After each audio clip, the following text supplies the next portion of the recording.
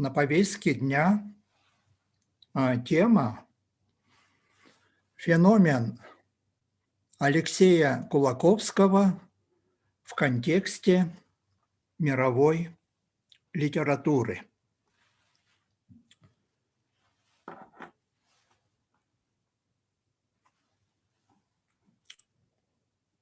Для начала позвольте мне назвать две работы. Одна из них биографическая. Ее автор ленинградский, а теперь уже санкт-петербургский писатель Николай Коняев. Эта книга вышла в серии «Жизнь замечательных людей». Так, ну и, как говорится, без ложной скромности я демонстрирую свою работу «Классики и современники. Вершинные явления и избранные лики якутской литературы». И в этой книге вот как раз есть материал по творчеству Алексея Елисеевича Кулаковского. Сегодня с определенной исторической дистанции Алексей Кулаковский воспринимается как эпохальная по размаху фигура, как поэт и мыслитель, наследие которого представляет грандиозный синтез якутской культуры конца XIX,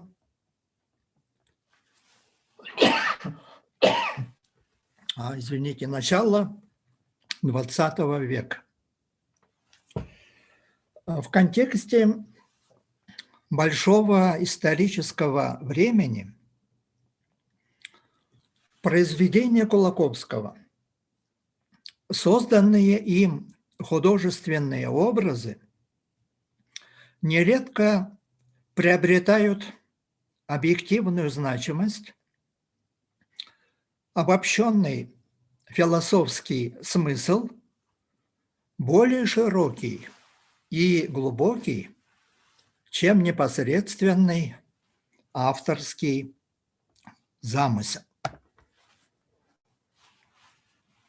Заслуга Кулаковского, на мой взгляд, состоит в том, что он продемонстрировал всю глубину и многообразие якутского художественного сознания и философской мысли. Именно с его легкой руки произошло двустороннее открытие.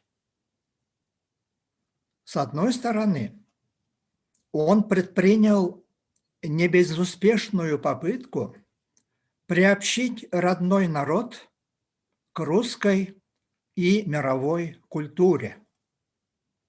А с другой, его поэзия открыла человечеству духовный мир якутов, одного из самых северных народов, создавшего уникальную циркумполярную культуру. Талантливый поэт, самобытный мыслитель, ученый, общественный деятель, каким, несомненно, был Алексей Кулаковский, это прежде всего уникальная и неповторимая личность, творческая индивидуальность, которую невозможно свести к сумме определенных политических, социальных и национальных идей и представлений.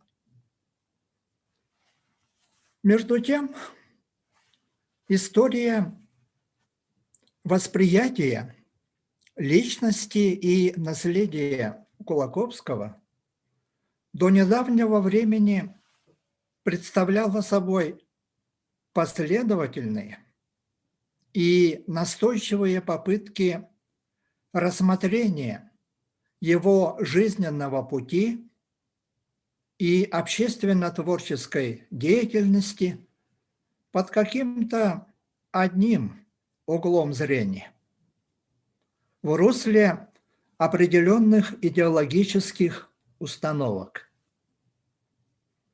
Оценка Кулаковского как художника слова напрямую увязывалась с его политической биографией, в которой отыскивали так называемые негативные факты или, наоборот, отрицали их наличие. Своеобразный парадокс в этом отношении заключался в том, что если его, как автора поэмы «Сон шамана», называли буржуазным националистом или, напротив, патриотом и демократом, реакционным писателем или, наоборот, реалистом и гуманистом, сам он был чужд крайности и предпочитал средний путь. Чем же можно объяснить, кроме определенной идеологической аберрации, эти противоречивые оценки художественного творчества Кулаковского и, в частности, его метода? А все дело, по-видимому, заключается в том, что, как и любое другое крупное, незаурядное явление, вызванное к жизни сложной, переломной эпохой начала 20-го столетия, творческое наследие Кулаковского принципиально неоднозначно и не может быть оценено однозначно. Но от этого оно не теряет своей значимости, а сам поэт не нуждается в апологетике, то есть восхвалении, и тем более не заслуживает дискредитации за свои взгляды. Как бы то ни было, вот на мой взгляд, истинный масштаб Алексея Елисеевича Кулаковского как поэта-мыслителя не раскрыт в достаточной степени. Якутская наука еще не располагает фундаментальными работами, в которых его наследие интерпретировалось бы в широком историческом разрезе, в контексте мировой литературы. Вот как мы пытаемся это сделать сегодня.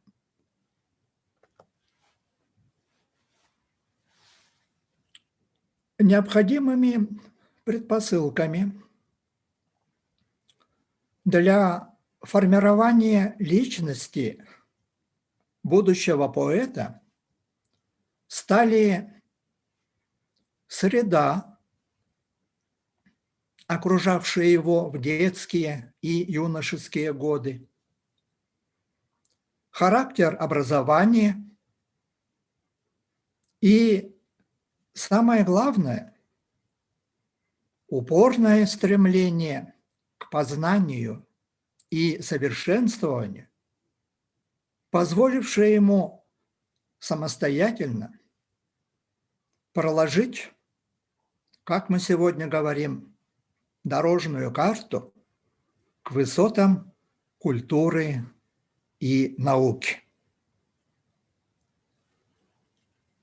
Алексей Елисеевич Кулаковский родился 4 марта 1877 года в местечке Учай 4-го Жихсагонского наслега Боторусского, ныне Татинского улуса, в семье крестьянина среднего достатка. Его родина, Татинский улус, славилась тогда своими народными сказителями, олонхосутами, такими как Винокуров, Табахеров, Малкин, Татаринов, Егоров. И ему посчастливилось не раз их слушать. Позднее в одном из писем к Эдуарду Пекарскому он сообщал: «Я увлекаюсь одной поэзией, а следовательно и формой, в которой она облекается для своего выражения, то есть якутскими сказками и песнями.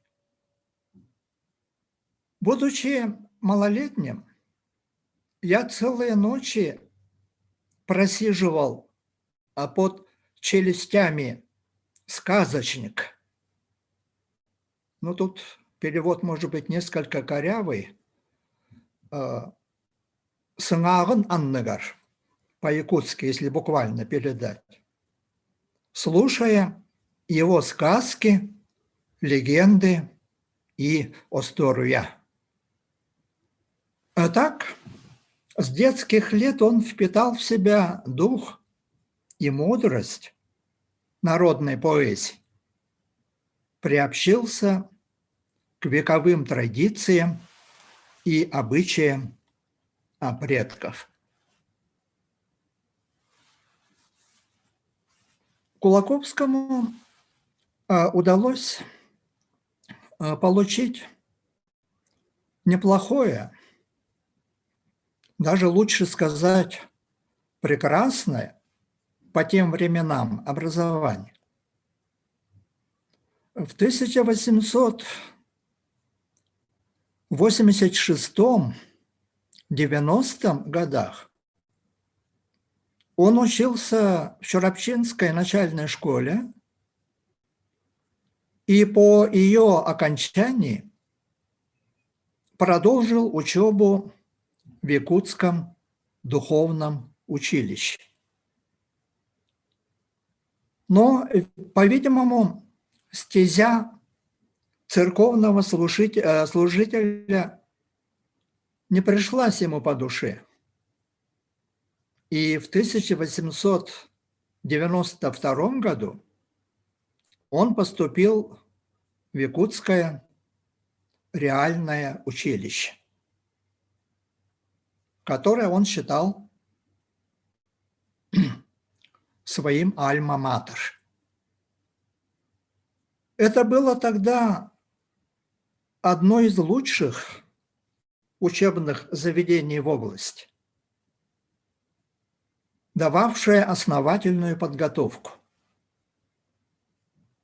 Учащиеся изучали 3 иностранных языка, литературу, историю, естественно, научные предметы.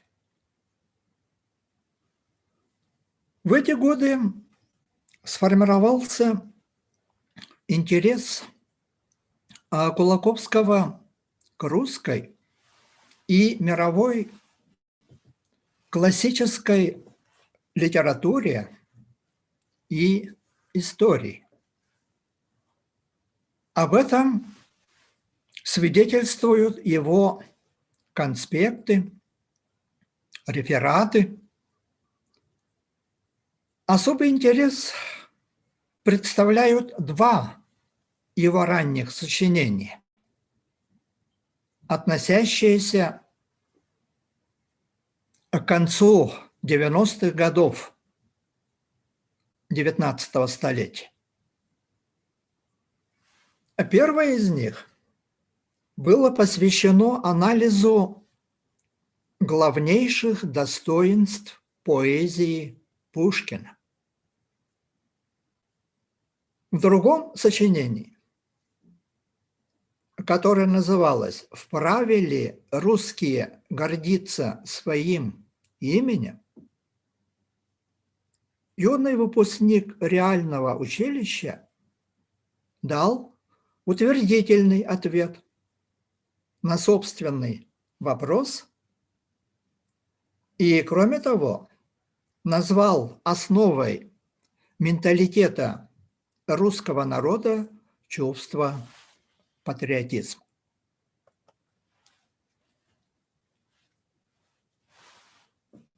О формировании взглядов Кулаковского свидетельствовали составленные им примерно тогда же рукописное собрание поэтических текстов, так называемый песенник. Кстати, этот жанр и тогда, да и позже, был очень популярен. А также его читательские дневники. Песенник объемом в 45 страниц в основном содержал образцы русской и зарубежной классической поэзии. Сам перечень имен позволял представить круг читательских пристрастий будущего поэта и определить его эстетические вкусы. Судя по песеннику, в поле зрения Кулаковского находились в первую очередь Пушкин, были представлены в песеннике такие стихотворения, как «Буря», «Клеветникам России», «Тучки», «Пророк», а также монолог из Бориса Годунова. Также неплохо был представлен Лермонтов. Такие его стихотворения, как «Ветка Палестины», «Спор», «Два великана». Можно было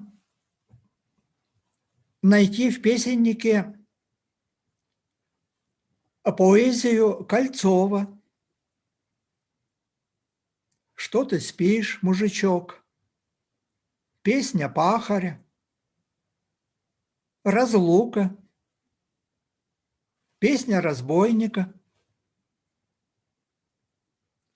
басня Крылова тоже привлекли внимание Кулаковского.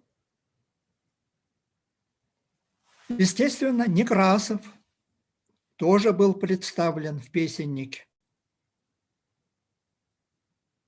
А также отдельные произведения Державина, Жуковского, Никитина, Полонского, Хераскова, Цыганова тоже были аккуратно переписаны Кулаковским вот в его песенник.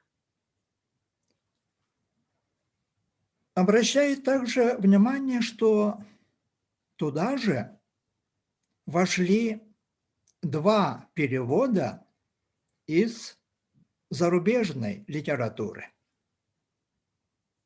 Баллада немецкого поэта Фридриха Шиллера «Перчатка» и отрывок из его же трагедии «Орлеанская дева». Так, Пушкин, естественно, всем нам знаком еще со школьной парты, а вот справа на слайде у нас Фридрих Шиллер, великий немецкий поэт, друг, соратник Иоганна Вольфганга Гёте.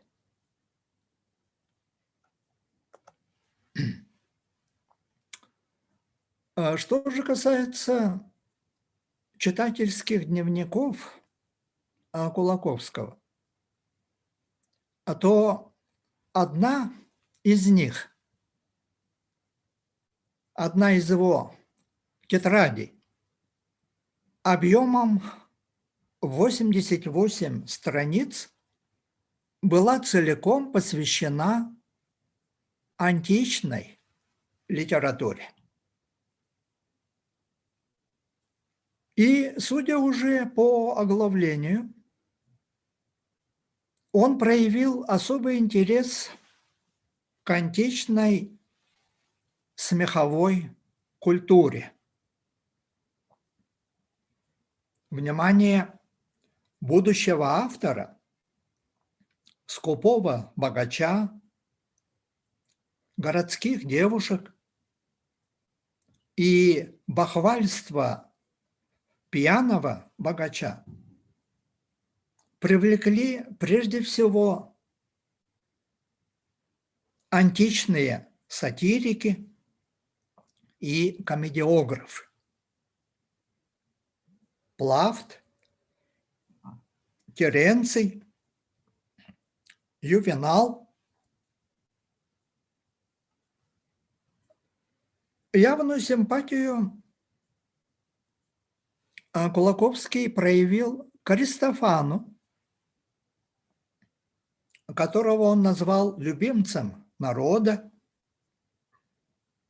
за его патриотизм, проповедь мира и гражданского согласия.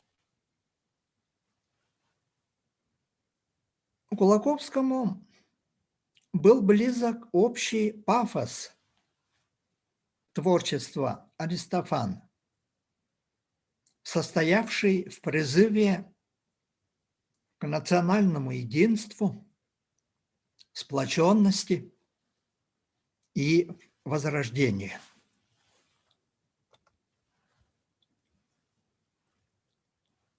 Из гомеровских поэм в поле зрения якутского поэта оказалась Одиссея, а кроме Гомера еще один древнегреческий поэт, на этот раз трагический, вызвал восхищение юного Кулаковского. И в первую очередь его привлек незаурядный талант Софокла, автора «Эдипа царя». Эта трагедия, по общему признанию, считается одной из 3 величайших трагедий древней Эллады. Наряду с Прометеем прикованным, Эсхила и Медеей Эврипида.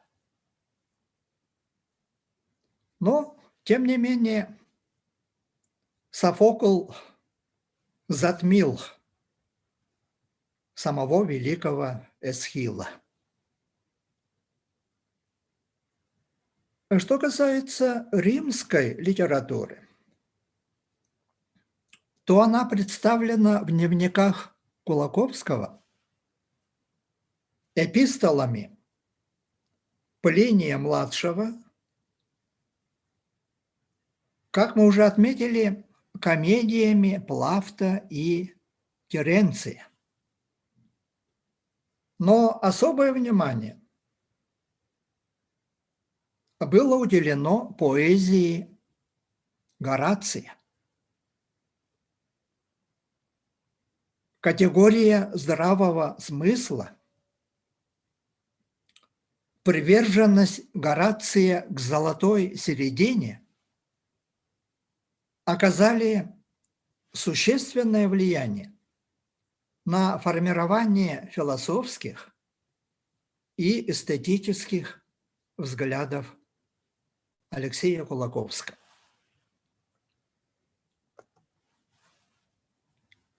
Вот попутно можем вспомнить о тех великих античных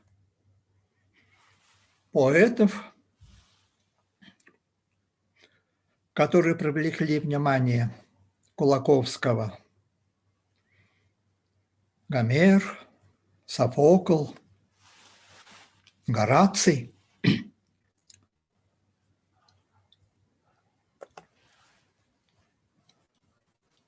А после окончания реального училища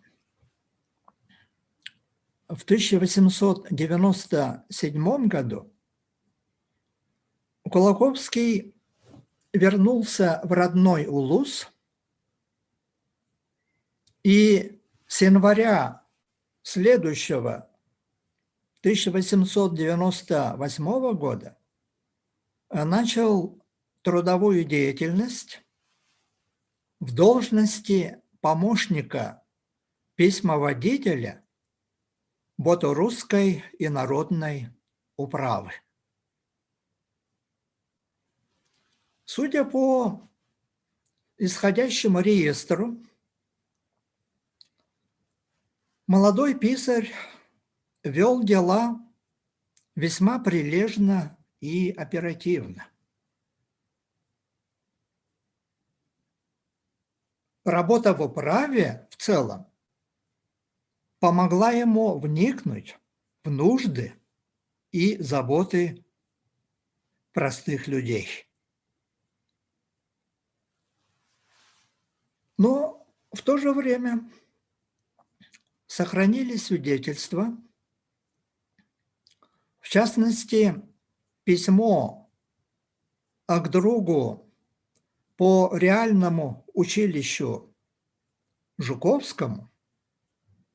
Кстати, они только вдвоем, Кулаковский и Жуковский, из всего класса, вот успешно дошли, так сказать, до окончания училища. И вот в этом письме Кулаковский поведал о неудовлетворенности своей работой и о своем желании заниматься самообразованием. И хотя в этом письме, написанном или в самом конце 1898 или в начале 1899 года сказано, что он окончательно не решил, как жить дальше. Нет никакого сомнения в том, что именно в эти годы начала складываться жизненная программа Кулаковского. Программа служения родному народу во имя его просвещения и приобщения к достижениям современной цивилизации.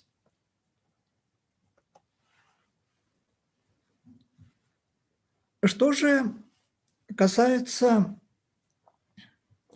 самообразования Кулаковского, то оно носило, как подтверждают источники, предельно широкий и весьма успешный характер.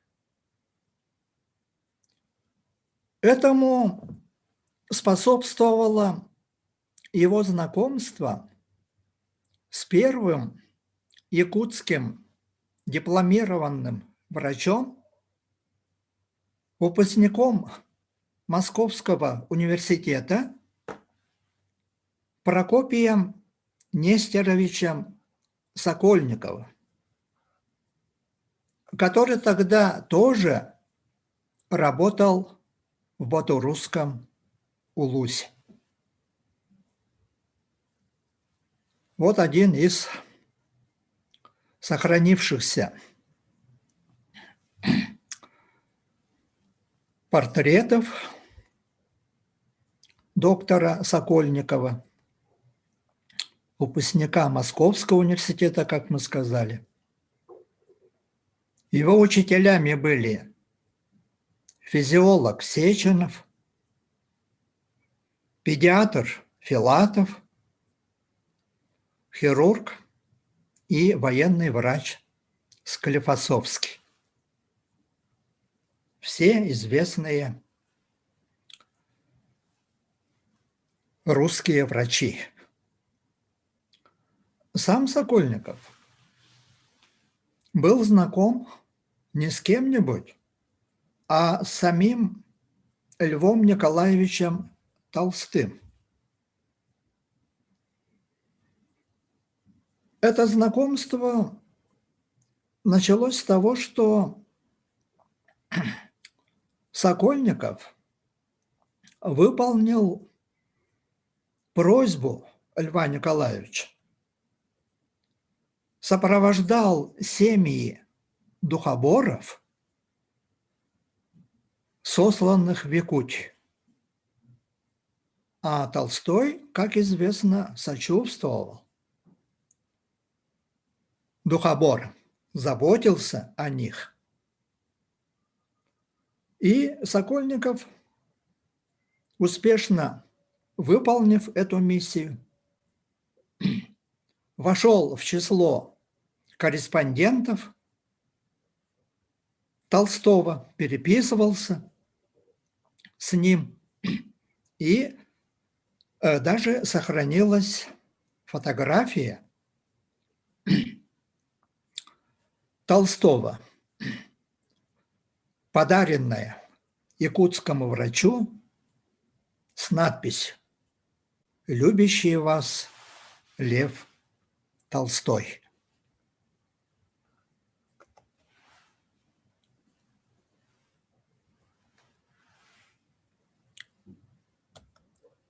Мы сказали, что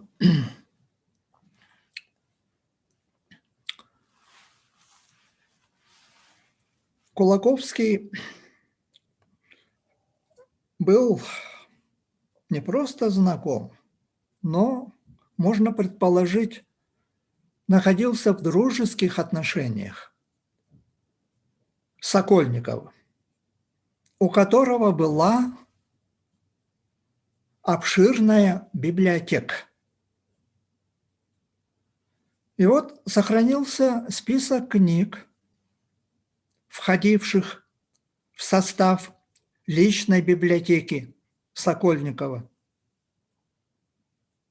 И судя по этому списку, его библиотека включала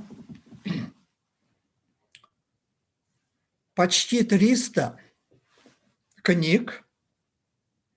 Даже вот исследователи называют точное количество 277 названий. И библиотека Прокопия Несторовича Сокольникова была разделена на 11 отделов, в том числе политическая экономия, включавшая труды Маркса, Милля, Мальтуса, Сисмонди, Тойнби и ряда других известных ученых. Наряду вот с этим разделом политическая экономия, скорее всего, внимание Кулаковского привлек раздел «Философские науки», в составе которого значились работы тоже известнейших мыслителей Вебера, Моргана, Ницше, Спенсера.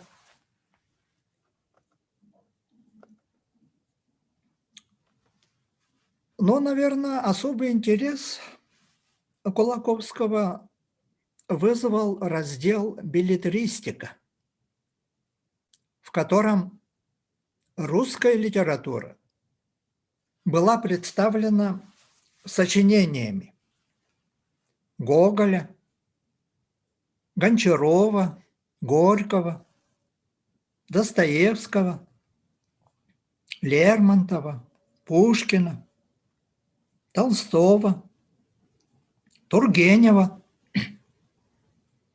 А зарубежная литература тоже была неплохо представлена произведениями Виктора Гюго, Альфонса Даде, Эмиля Золя, Ги де Мопассана, Жан-Жака Руссо, Генриха Сенкевича, Вильяма Шекспира, упомянутого Фридриха Шиллера,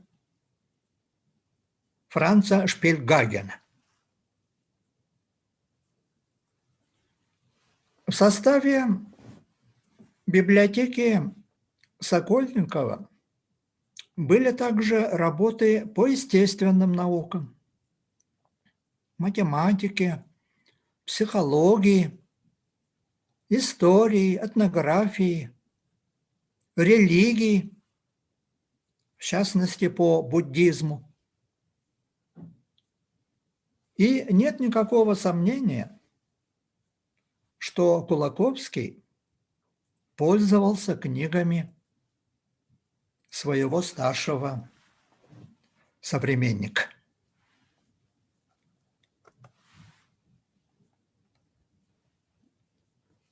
А что касается личной библиотеки самого Алексея Кулаковского, то об этом, кажется, специальных сведений нет. К тому же образ его жизни, многочисленные поездки, постоянная смена места жительства вряд ли способствовали формированию обширной библиотеки. Известно только, что книги Алексея Елисеевича в конце концов оказались в распоряжении его сына Риаса Алексеевича Кулаковского. В личной библиотеке Риаса Алексеевича было представлено много дореволюционных изданий, которые вполне могли принадлежать его отцу. Среди них собрание сочинений Жуковского, Кольцова, Лескова, Салтыкова-Щедрина, Тютчева, Успенского, Чехова, Кнута Гамсуна, Герхарда Гауптмана, Генриха Гейне, Генриха Ибсена, Жан-Батиста Мольера, а также произведения Грибоедова, Загоскина, Карамзина, Некрасова, Бичерстоу, Жюль Верна, Лонгфелла, американского поэта Генри Лонгфелда, Вальтера Скотта. Сохранились также сведения о том, что Кулаковский занимался эсперанто, изучал 3 европейских языка, владел стенографией. В своей работе о пословицах он сравнивал русский и французский языки. А в письме к Говорову от 19 января 1913 года сообщал о своем намерении изучать родственные тюркские языки и просил достать словарь тюркских языков. Вот тут мы на слайде видим как раз Риаса Алексеевича Кулаковского, тоже известного писателя. А другой снимок – это памятник Кулаковскому в Москве.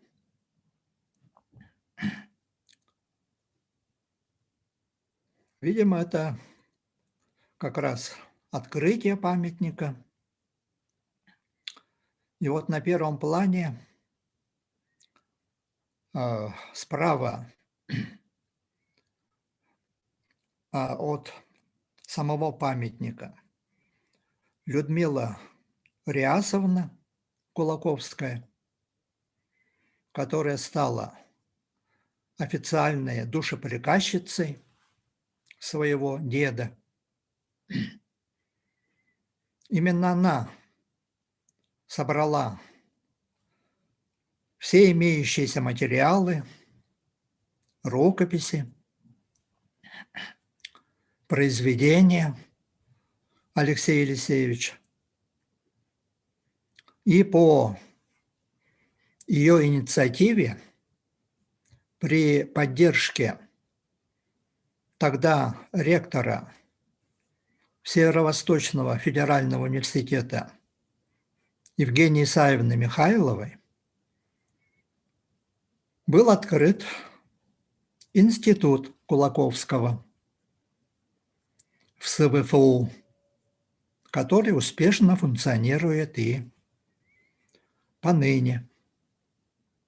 И рядом с Людмилой Риасовной Атос Риасович Кулаковский, выпускник Якутского государственного университета, математик по специальности, известный спортсмен, мастер спорта по лыжам.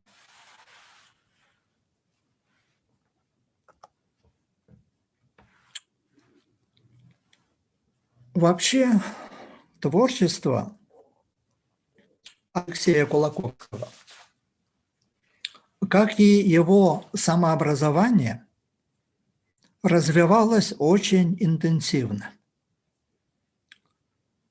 В самом начале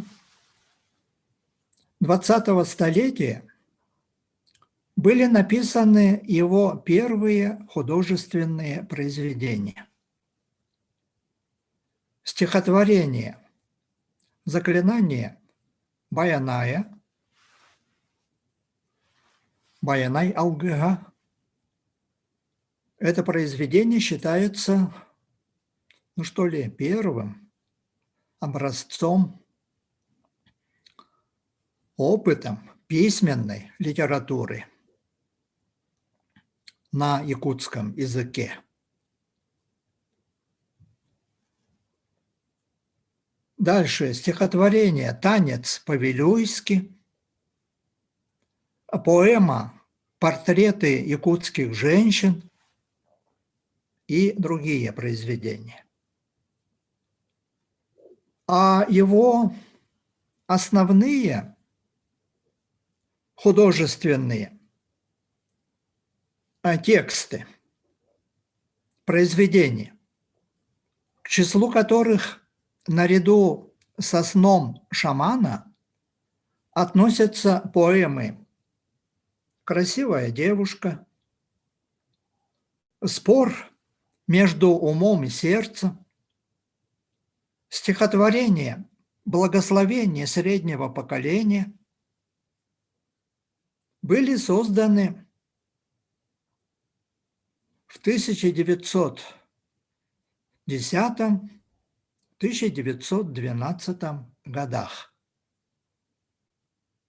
И к этому времени сложилась стихотворная манера Алексея Кулаковского, его аллитерационный стих.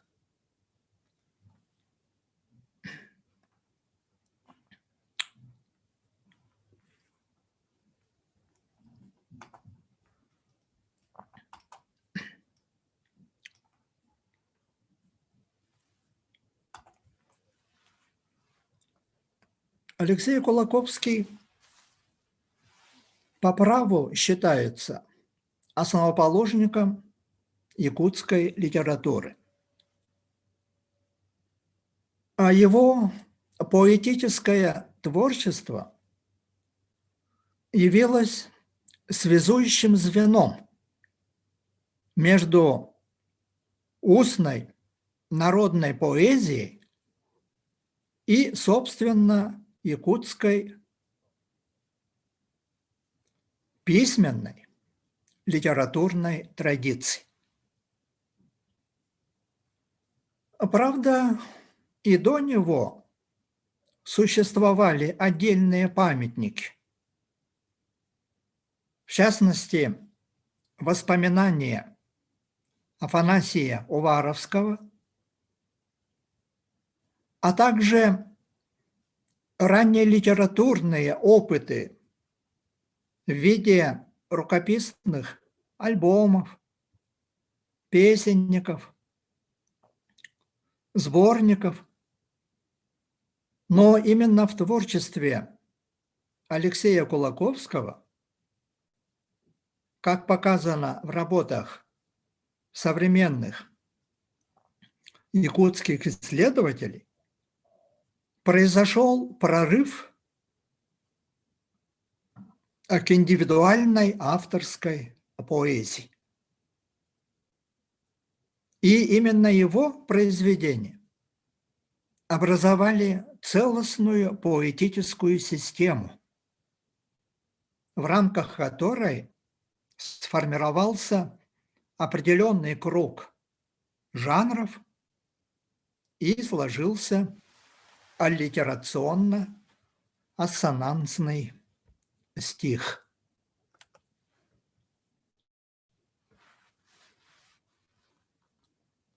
С содержательной точки зрения в поэзии Кулаковского нашла отражение сложная, переломная эпоха конца XIX, начала XX века. С одной стороны, для якутского поэта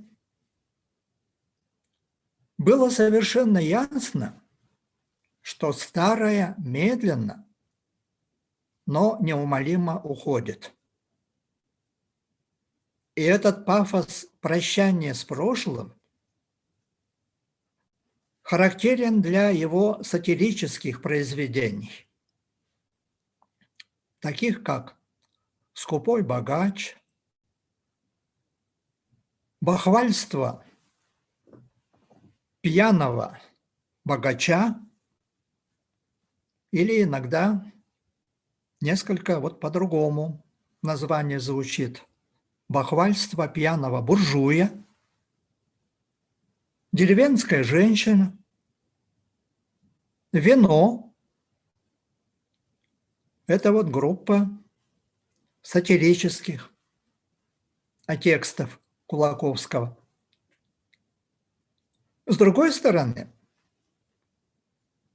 будучи просветителем по своему художественному мышлению, Алексей Кулаковский выступает за развитие образования, культуры, науки и техники.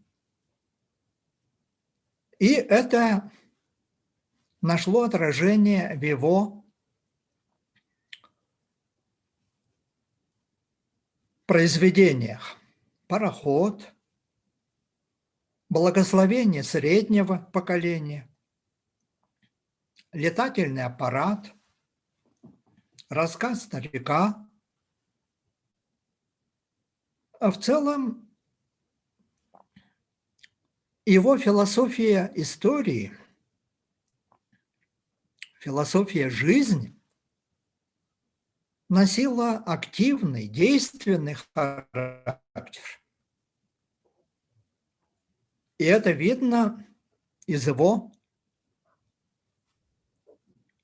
стихотворения. Но можно его назвать и маленькой поэмой «Спор между умом и сердцем». И при этом поэт всегда ориентировался на народные нормы и представления. Что особенно наглядно видно в его поэмах «Красивая девушка» и «Наступление лета».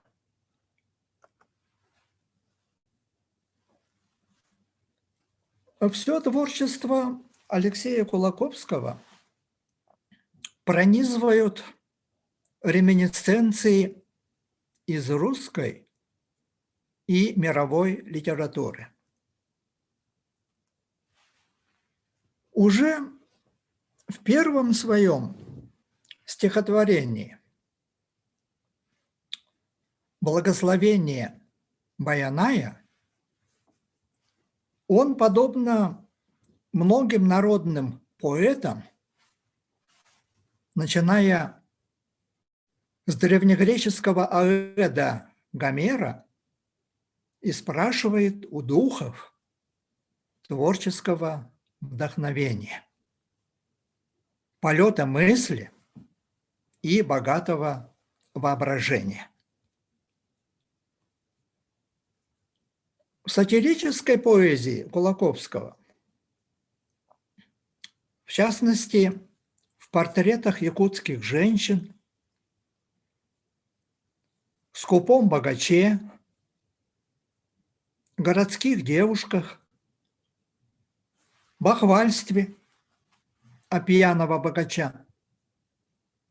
Наряду с фольклорным началом ощущается присутствие литературной традиции. Якутский поэт, как мы уже отметили, питал пристрастие к сатирической линии в мировой литературе. В творчестве античного драматурга Аристофана он выделял комедию «Плутос», которую он назвал живой сатирой на скупость и испорченность нравов. Нет сомнений в том, что автор «Скупого богача» опирался на опыт русской литературы. В первую очередь Гоголя.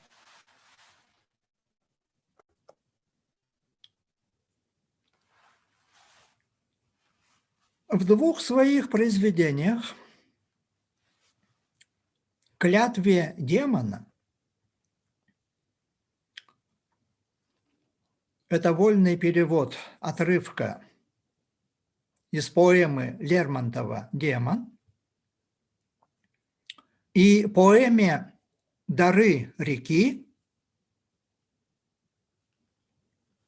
восходящей к лермонтовскому же стихотворению «Дары Терека», Кулаковский реализовал собственную программу, изложенную чуть позднее в письме якутской интеллигенции. Первым и существенным шагом к созданию якутской литературы, писал он, должны быть переводы с русского на якутский язык. Вот такую он поставил задачу. В поэме «Дары реки» ощущались отголоски идей, которые вскоре получат воплощение в программном произведении Алексея Кулаковского «Сон шамана». Это прежде всего протест против хищнического отношения к природным богатствам Якутии. На примере Бодайбинского золотого месторождения поэт впервые в якутской литературе поставил экологические проблемы. Общий пафос этого произведения отражал представление автора о трагическом положении родного народа, о драматизме и катастрофичности современного ему общественного развития.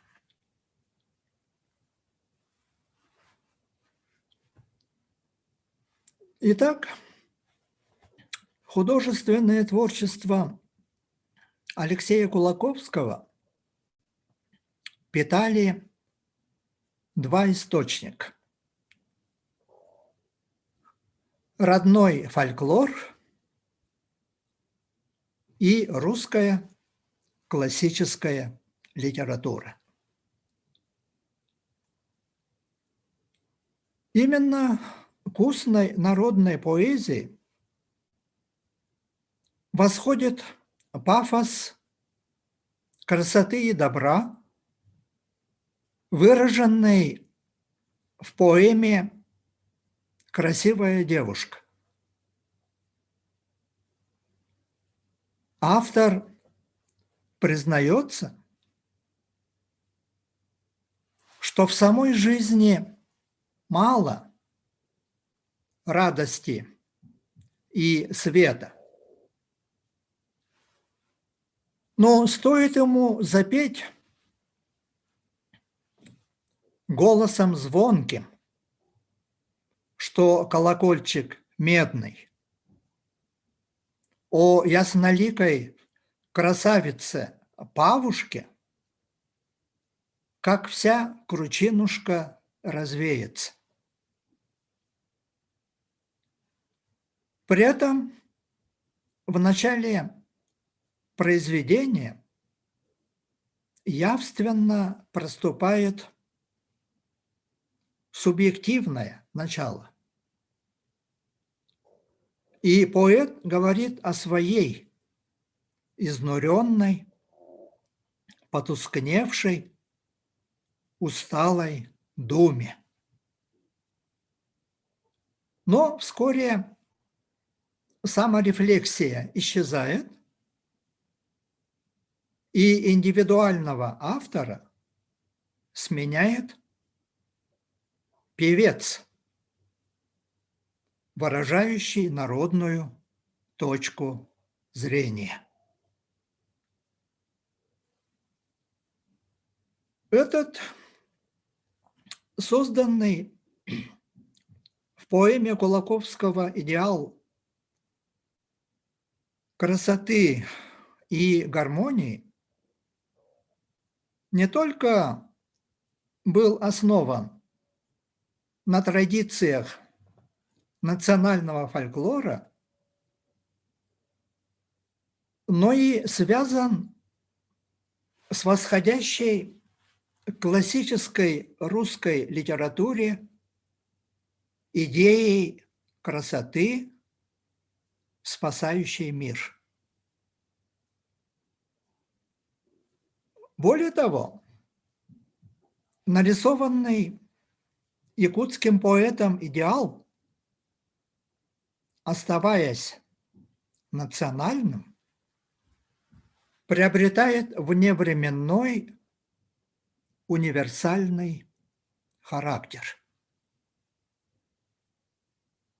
Духи-покровители земли, намереваясь сотворить на радость людям прекрасную девушку Айталын-Ко, собрали по крупицам все лучшее у 80 народов и благословили ее на веки вечные.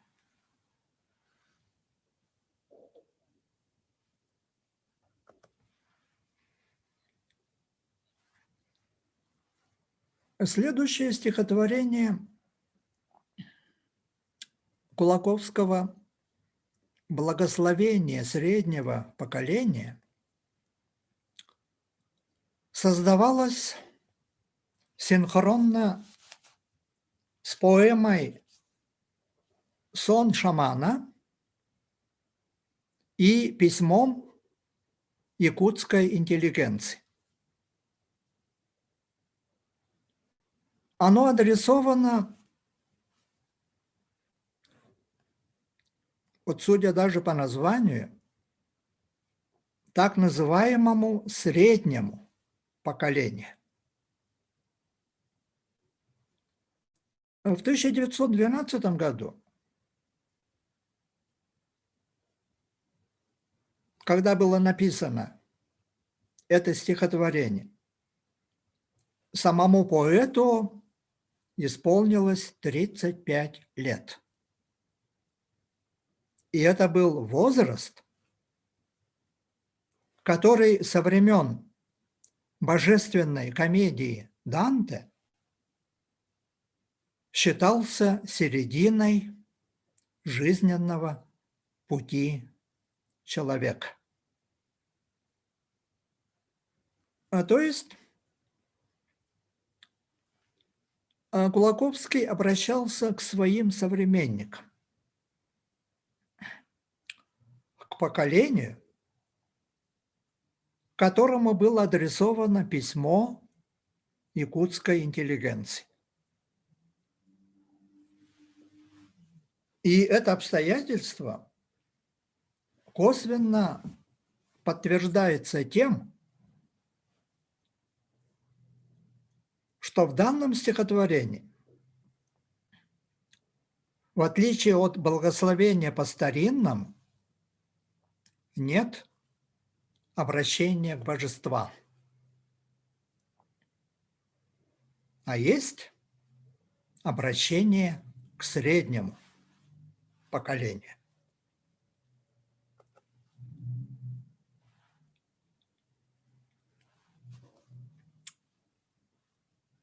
Кулаковский в своих произведениях выражает просветительские взгляды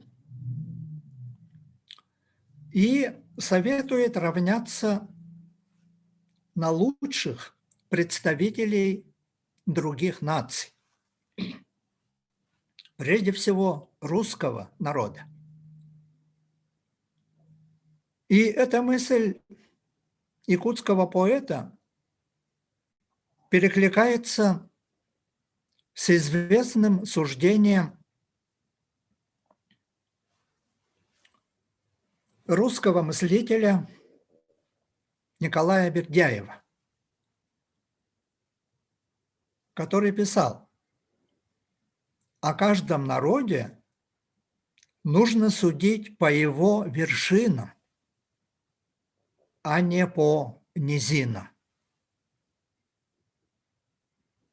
А в свою очередь Николай Бердяев ориентировался на философию немецкого мыслителя Фридриха Ницше, в частности, на его концепцию так называемого здорового человека.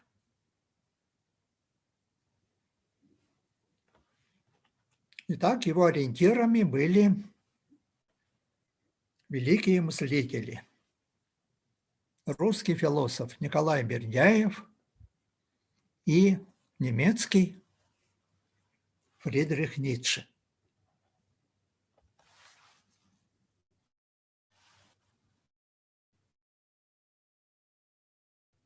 Причем Кулаковский считал главным критерием оценки личности образование и культуру. И только после этого следует пожелание богатства, успехов в практических делах и начинаниях. И все это должно стать стимулом не для личного процветания, а для благополучия родного народа. Наконец, нарисованный Кулаковским идеал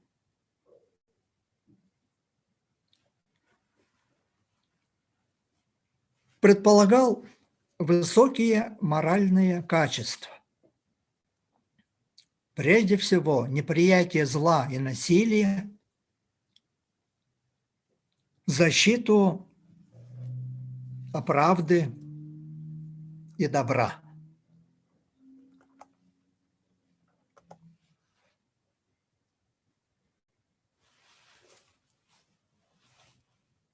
Еще одним примером творческого использования традиций мировой литературы является стихотворение «Певец». Оно тоже носит программный характер и посвящено классической теме в мировой поэзии. Вопросу о назначении поэта и поэзии.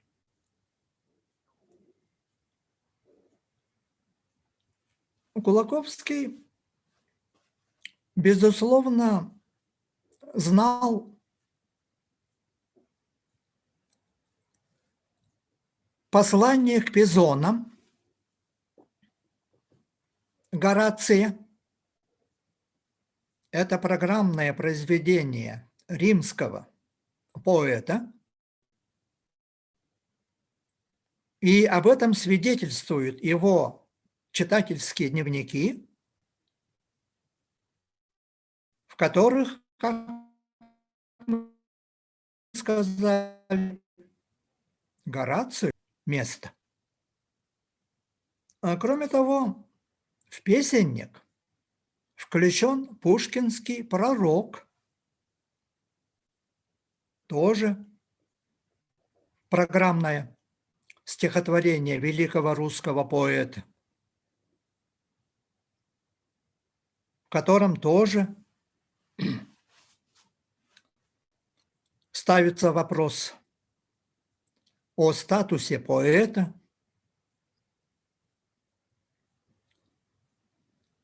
Возможно, якутский поэт не читал Виктора Гюго, но под его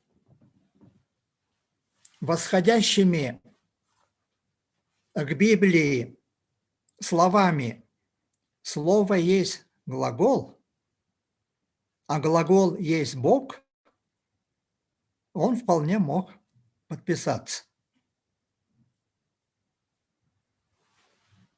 То есть Кулаковский солидарен со своими предшественниками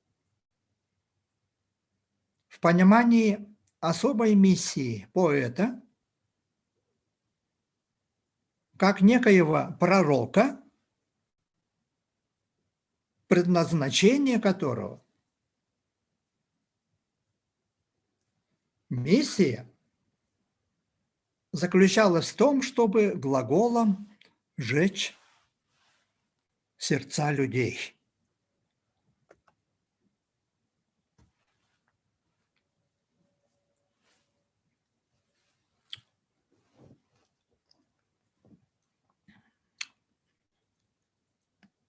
Итак, мы с вами рассмотрели эволюцию становления взглядов Алексея Елисеевича Кулаковского. Как это отразилось в его произведениях? Так, и подошли к его главным сочинениям, к посланию якутской интеллигенции и к поэме «Сон шамана».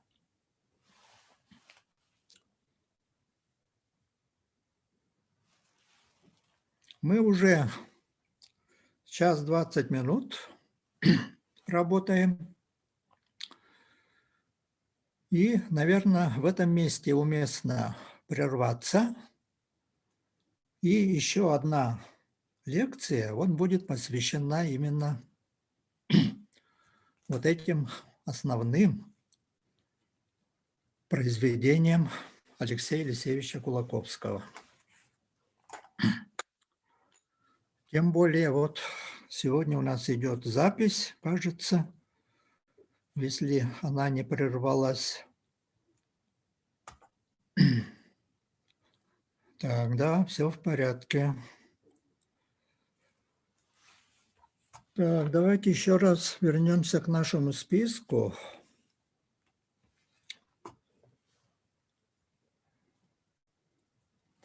Так, староста Светлана Коркина с нами. А я здесь. Да.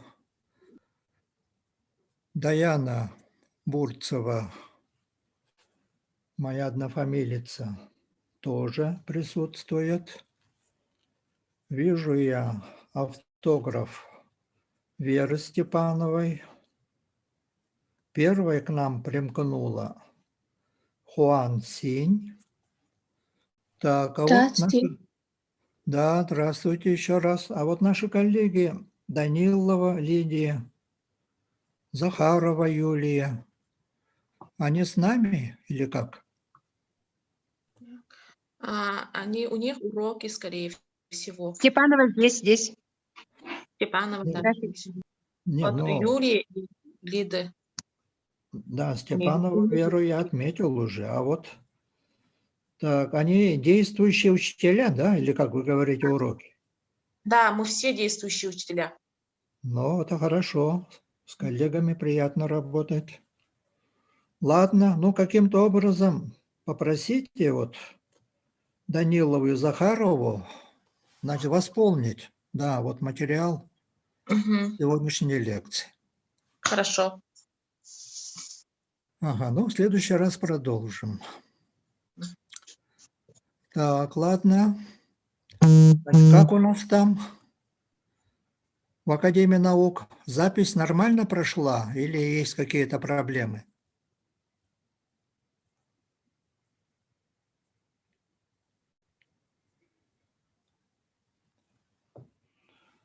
Так, ну, оттуда что-то сигнала нет.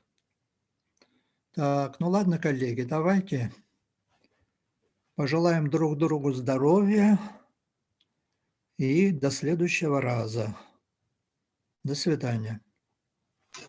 До свидания.